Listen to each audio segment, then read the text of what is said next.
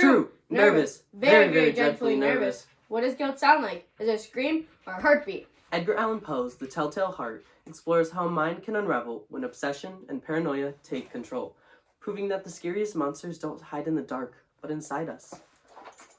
But why will you say that I'm mad? The disease had sharpened my sense, not destroyed, not dulled them. Above all was a sense of hearing acute. I heard all things in heaven and on earth and many things in hell. How then am I mad? Hearken! Observe how healthily, how calmly I can tell you the whole story. It is impossible to say how the first idea entered my brain, but once conceived, it haunted me day and night. Object, there was none. Passion, there was none. I loved the old man. He had never wronged me. He had never given me insult. For his gold, I had no desire. I think it was his eye. Yes, it was this. One of his eyes resembled that of a vulture. A pale blue eye with a film over it. Whenever it fell upon me, my blood ran cold. And so by degrees, very gradually, I made up my mind to take the life of the old man, and thus rid myself of the eye forever. Now, this is the point you fancy me mad. Madmen know nothing, but you should have seen me. You've seen how wisely I proceeded. With what caution, with what foresight, with what dissimulation I went to work. I was never kinder to the old man than during the whole week before I killed him. And every night, about midnight, I turned the latch of the door and opened it. Oh, so gently. And then, when I had made an opening sufficient for my head, I put in a dark lantern, all closed, so that no light shone out. And then I thrust in my head. Oh, you would have laughed to see how cunningly I thrust it in. I moved it slowly, very slowly, so that I might not disturb the old man's sleep. It took me an hour to place my whole head within the opening, so far that I could see him as he lay upon his bed. Ha! Would a madman have been as wise as this? And then, when my head was well in the room, I undid the lantern cautiously. Oh, so cautiously. Cautiously, for the hinges creaked. I undid it just so much that a single thin ray fell upon the vulture eye. And this I did for 7 long nights, every night, just at midnight. But I found the eye was always closed, and so it was impossible to do the work. For it was not the old man who vexed me, but his evil eye. And every morning, when the day broke, I went boldly into the chamber and courageously talked to him, calling him by name in a hearty tone, and inquiring how he had passed the night. So, you see, he would have been a very profound old man, indeed, to suspect that every night, just at 12, I looked in upon him while he slept. Upon the 8th night, I was more than usually cautious in opening the door. A watch's minute hand moves more quickly than did mine. Never before that night had I felt the extent of my own powers, of my sagacity. I could scarcely contain my feeling of triumph. To think that there I was, opening the door, little by little. And he not even a dream of my secret deeds or thoughts. I fairly chuckled at the idea. And perhaps he heard me. For he had moved on the bed suddenly. I was startled. Now, you may think that I drew back. But no. His room was as black as pitch, with thick darkness over it. For the shutters were closed fastened through fear of robbers. And so I knew that he could not see the opening of the door, and I kept pushing it on, steadily. I had my head in, and was about to open the lantern, when my thumb slipped upon the tin fastening, and the old man sprang up in bed, crying out, "Who's there?" I kept quite still, and said nothing. For a whole hour I did not move a muscle, and in the meantime, I did not hear him lie down. He was still sitting up in bed, listening, just as I have done, night after night, hearkening to the death watches on the wall. Presently, I heard a slight groan. I knew it was a groan of mortal terror. It was not of a groan of pain or of grief. Oh, no! It was the low, stifled sound that arises from the bottom of the soul when overcharged with awe. I knew the sound well. Many a night, just at midnight, when all the world slept, it was welled up from my own bosom, deepening with its dreadful echoes, the terrors that distracted me. I say I knew it well. I knew what the old man felt, and pitied him, although I chuckled at heart.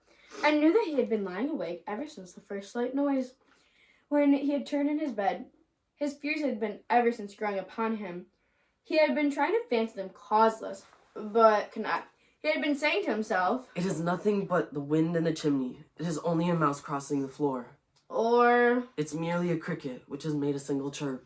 Yes, he has been trying to comfort himself with these suppositions, but he had found all in vain. All in vain. Because death, in approaching him, had stalked him with the black shadow before him, and enveloped the victim, and in the mournful influence of the unperceived shadow, caused him to feel.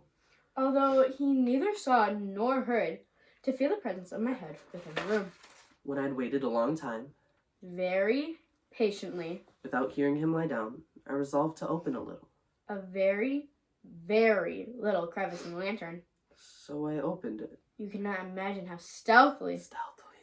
until at length a single dim ray, like the thread of a fighter, shot out from the crevice and fell upon the vulture. It was open. Wide open! And I grew furious as I gazed upon it. I saw it with perfect distinctness. All a dull blue, with a hideous veil over it, that chilled the very marrow in my bones. I could see nothing else of the old man's face, or person. For I had directed the ray, as if by instinct, precisely upon the damned spot. And now that I have not told you that what you mistake for madness is but over acuteness of the sense, now I say there came to my ears a low, dull, quick sound, such as a watch makes when enveloped in cotton. I knew that sound well, too. It was the beating of the old man's heart. It increased my fury as the beating of a drum stimulates the soldier into courage. But even yet, I refrained and kept still. I scarcely breathed. I held the lantern motionless. I tried how steadily I could maintain the ray upon the eye. Meantime, the hellish tattoo of the heart increased. It grew quicker and quicker and louder and louder every instant. The old man's terror must have been extreme. It grew louder, I say. Louder every moment. Do you mark me well? I have told you that I'm nervous, so I am. And now, at the dead hour of the night, amid the dreadful silence of the old house, so a strange noise as this excited me to uncontrollable terror. Yet for some minutes longer, I refrained and stood still. But the beating grew louder. Louder! I thought the heart must burst, and now a new anxiety seized me. The sound would be heard by a neighbor. The old man's hour had come! With a loud yell, I threw open the lantern and leaped into my room. He shrieked once. Once only. In an instant, I dragged him to the floor and pulled the heavy bed over him, and smiled gaily to see the deed so far done. But for many minutes, the heart beat on with a muffled sound. This, however, did not vex me. It would not be heard through the wall. At length, it ceased. The old man was dead. I removed the bed and examined the corpse. Yes, he was stone. Stone dead. I placed my hand upon the heart and held it there for many minutes. There was no pulsation. He was stone dead. His eye would trouble me no more. If you still think me mad, you will think no longer when I describe the wise precautions I took for the concealment of the body. The night waned, and I worked hastily, but in silence. First of all, I dismembered the corpse. I cut off the head And the arms. and the legs. I then took upon 3 planks from the flooring of the chamber and deposited all between the scantlings. I then replaced the board so cleverly, so cunningly that no human eye, Not even his. could even detect anything wrong. There was nothing to wash out. No stains of any kind. No blood spot whatever. I'd been too wary for that. The tub had caught all. Ha! Ha! When I had made an end of these labors, it was 4 o'clock. Still dark as midnight. As the bell sounded the hour, and there came a knocking at the street door, I went down to open it with a light heart. For what had I not of fear? There entered 3 men, who introduced themselves with perfect sobriety as officers of the police. A shriek had been heard by a neighbor during the night. Suspicion of foul play had been aroused. Information had been lodged at the police office, and they The officers, had been deputed to search the premises. I smiled. for what had I to fear? I bade the gentleman a welcome. The shriek, I said, was mine in my own dream. The old man I mentioned was absent in the country.